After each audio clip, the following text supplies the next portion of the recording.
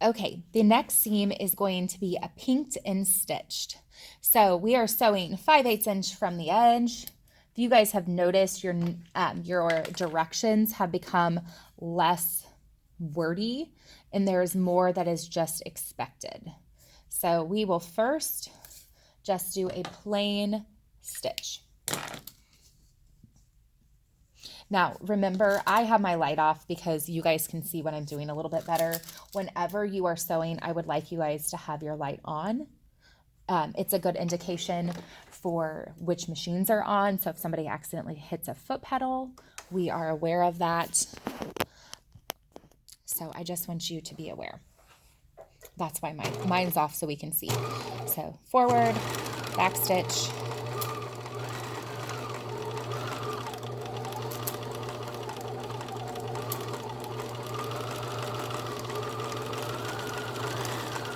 Okay.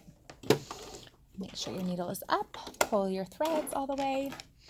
And then the second thing says to then stitch 1/4 of an inch from the edge of the seam on each single side.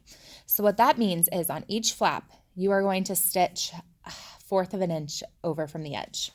Now, find 1/4 of an inch on the seam gauge. Okay. If I have that centered with my needle, it's actually the edge of the presser foot on this side. So what we're going to do is just have our fabric aligned with the edge again, and then just do a straight stitch down.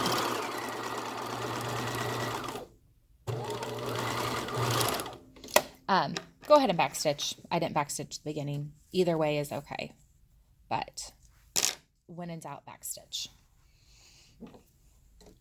So do that to each side. Okay, and my needle or my machine came unthreaded, which is completely fine. So I'm going to simply check where else it's unthreaded. So don't just assume it didn't do the top portion.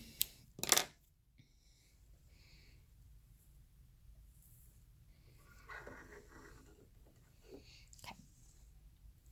So I'm then going to start and do this flap.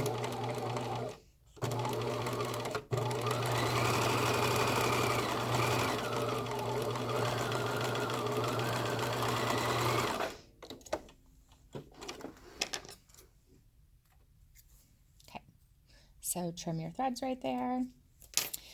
And then it says pink close to the edge, but be careful not to go through the stitching. So you're going to keep your lines together, take your pinking shears, and then cut that off.